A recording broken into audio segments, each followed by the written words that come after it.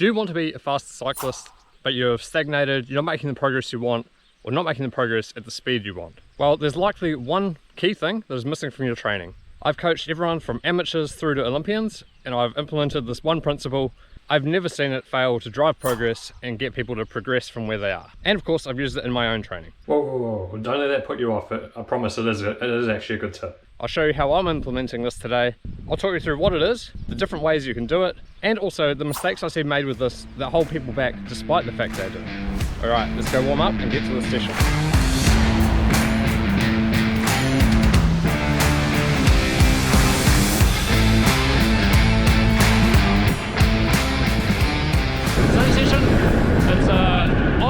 So 70 seconds on, 30 seconds off.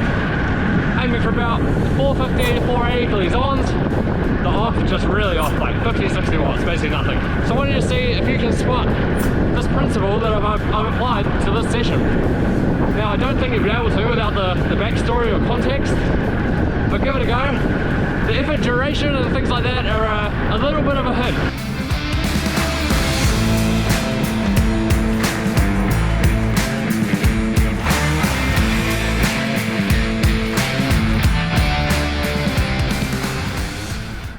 Set 1 of 3. Let me catch my breath. So if you managed to guess what this training principle is from that limited information, good on you. So I'm going to tell you now, it's progressive overload. Now when we train, we cause stress to the body adapts to that stress, and then we get better. But if you just keep giving it the same stress, there's a lack of adaptation needed, so you're not going to adapt, you're not going to get better. And so the way we keep getting better is by applying a greater stimulus to the body. And that's called progressive overload. It's the fundamentals of any training. But people do this wrong. They think of it in terms of more power. I've got to add more power to add this progression. And that's not always the case.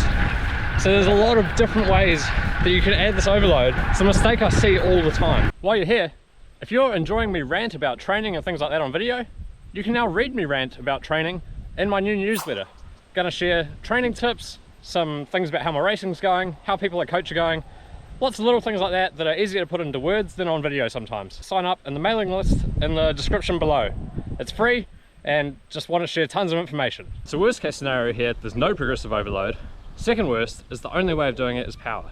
And now I see this all the time with self-coached athletes, or even athletes who have had coaches who then come to me and I go over their training and they're stagnated, and it's because there's no progressive overload. And a lot of times they're using these drag and drop sessions at say 2 by 20 minutes, something like that. The power's the same every week and they do that over and over, and it works at first because it's a stimulus, and then it stops and it never progresses until they do some other test or something up their zones.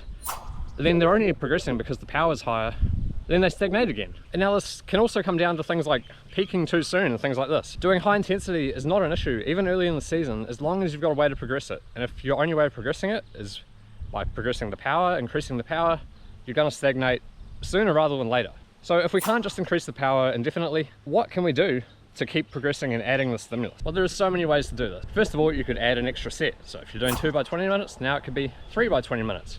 Or it doesn't have to be something like that. It can be 2 by 20 minutes and then you add a 10-minute. Increase the length of each effort. So instead of say 3 by 20 minutes, you could do 1 by 30 minutes and 2 by 15s. You can reduce the recovery period. So instead of 10 minutes off, it could be 7 minutes off or something like this. You can increase the recovery power. You can increase the effort duration of each effort just slightly. So for instance, that session I just did there, how did I progress it?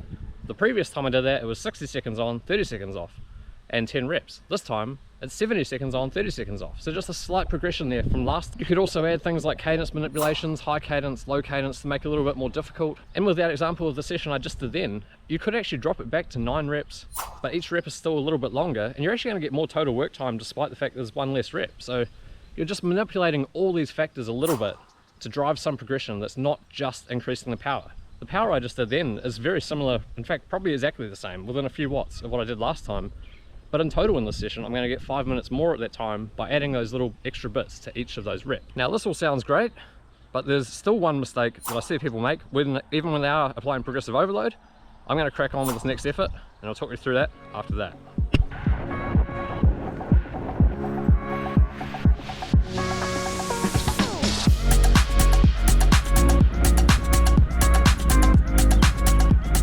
Okay, set 2. Still, none of what I said means it gets easier.